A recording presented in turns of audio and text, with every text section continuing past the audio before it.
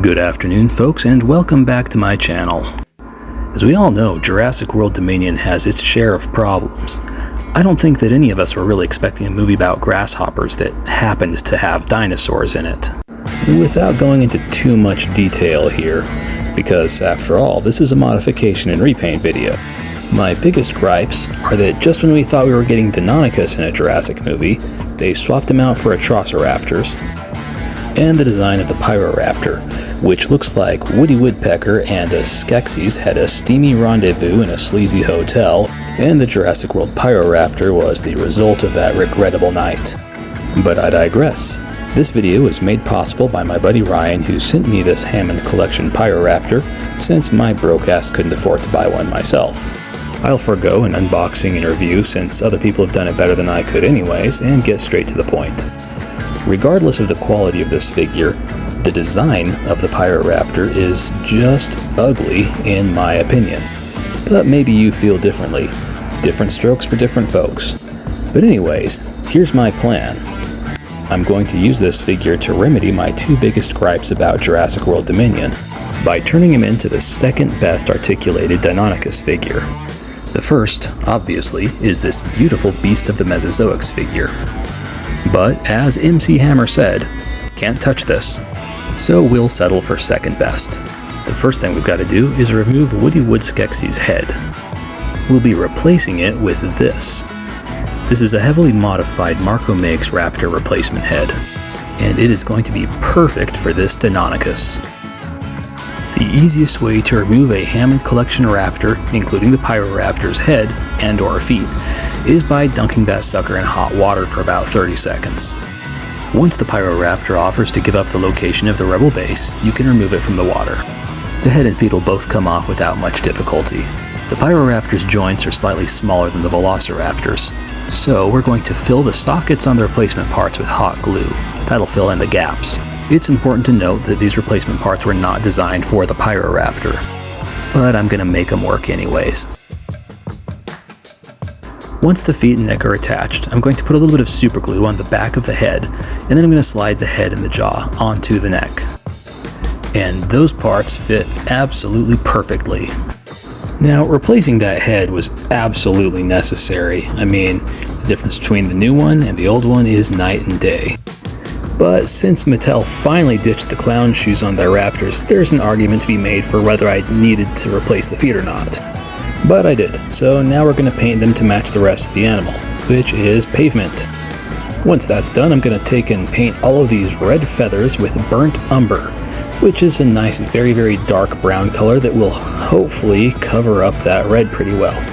Red is a notoriously difficult color to paint over, so of course the bulk of this figure would be red. Anyways, paint, paint, paint, here we go. I'll catch you guys in the next step.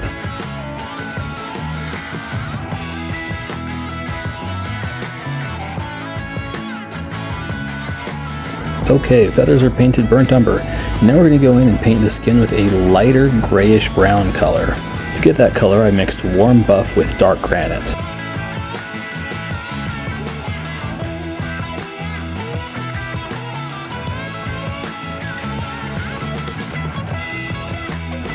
As I painted the skin with this lighter color, I was actually surprised to find there are a lot more feathers sculpted on this than what were initially painted.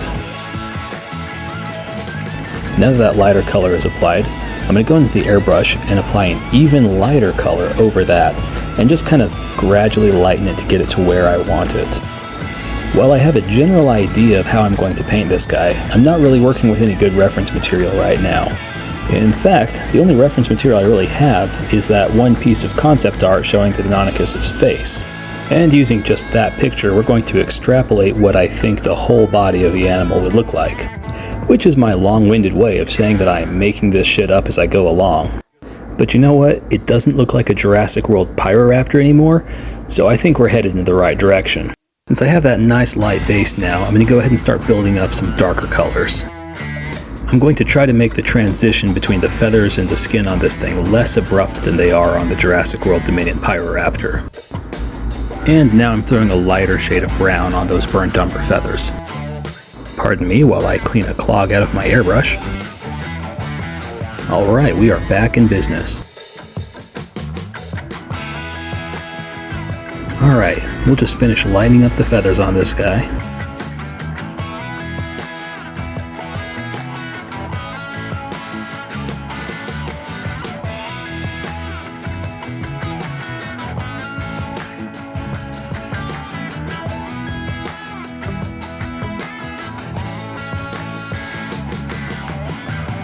And after all that work we did lightening it, now we're going to darken it a little bit. Not the whole thing, mind you, but in strategic areas. So the idea I had for patterns on this guy was to have the darker area between the transitions of the feathers and the skin, and then have stripes kind of coming up and forming into spots from that transitional line. I haven't actually done a pattern quite like this before, so we're going to cross our fingers and hope that it doesn't look like absolute crap. Anyways, to hopefully achieve the desired effect, I'm going in and painting the bottom parts of the feathers along the tail now,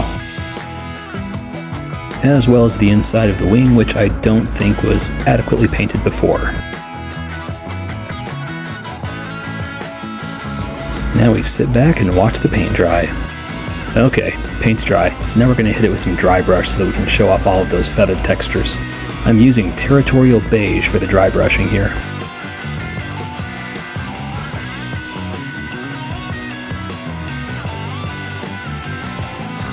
Now I'm going to go in with a detail brush and make sure that I get the feathers in the face and the jaw to hopefully match the rest of the feathers on his body.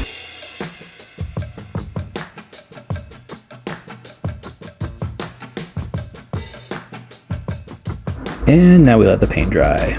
So go me, I forgot to push record when I painted the patterns on the right side. So if you use this as a tutorial, you may have a lopsided dinosaur. As I previously mentioned, I'm pulling the stripes up from that transitional line between the feathers and the skin, and I'm making those stripes spottier as they reach the spine of the animal. Now I'm going in and painting the stripes on the face, and I'm using that one piece of concept art that I'm extrapolating the entire paint job from. And since that picture only shows the face, I'm having to get a little bit creative here, and I'm trying to make those stripes fade into that transitional line that all of the stripes are coming from. On the wings, I'm just trying to paint the tips of each of the feathers darker than the rest of the feathers, which kind of forms horizontal stripes. Now I'll just do a little bit of dry brushing to bring the feathers along that transitional line out a little bit better. Once that paint dries, it's time for the airbrush again, and we're going to do that thing where I go over the patterns with the airbrush and it just ties them into the other colors a little bit better.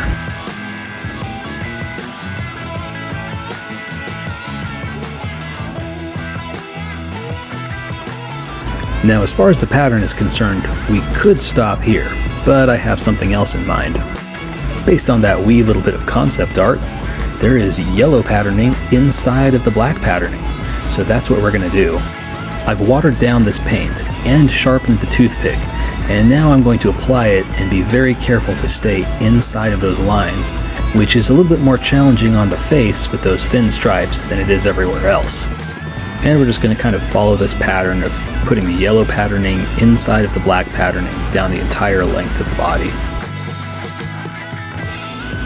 Once the left side is done, we're going to do the same thing on the right side, because you know what we get if we don't do both sides.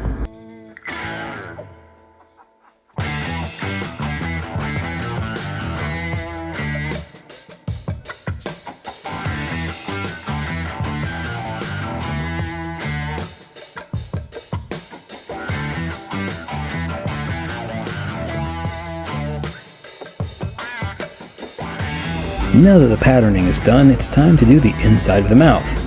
And for that, we're going to use mouth color, which is a combination of metallic red and caramel. Usually I just add a little bit more red to this mixture so that the tongue will stand out a little bit more. But this time I want to do something different. So I mixed some color shift purple with a little bit of gray, and I'm giving him a nice purple tongue. Now I'm going to do the teeth with toasted marshmallow. I usually mix in some yellow for the teeth, but we're going to say this Deinonychus just has better dental care than most of the dinosaurs I paint. While I was rambling about tooth color, I also did some dry brushing on the feet. Now we're going to take some gloss black and go in and do those claws, including that claw that is hiding behind the wing feathers.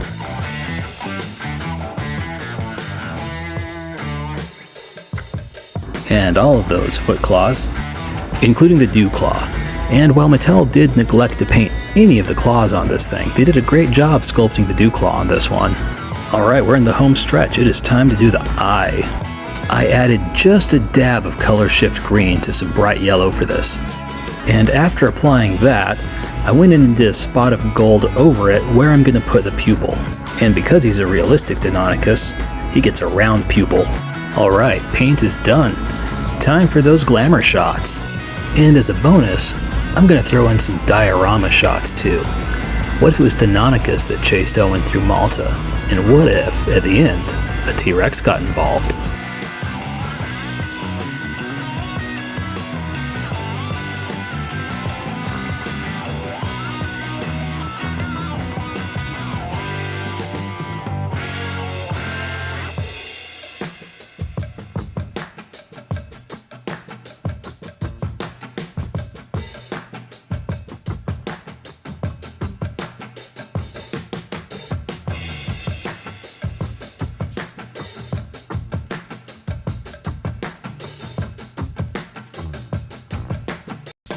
Well folks, that's the end of the video. Thanks for sticking around. If you enjoy my content, be sure to like and subscribe. If you'd like a chance to own whatever I made or painted in this video, be sure to check out my eBay and Etsy shops. And to see other projects that I've made, be sure to follow me on Instagram. I appreciate your support, and I'll catch you guys in the next video.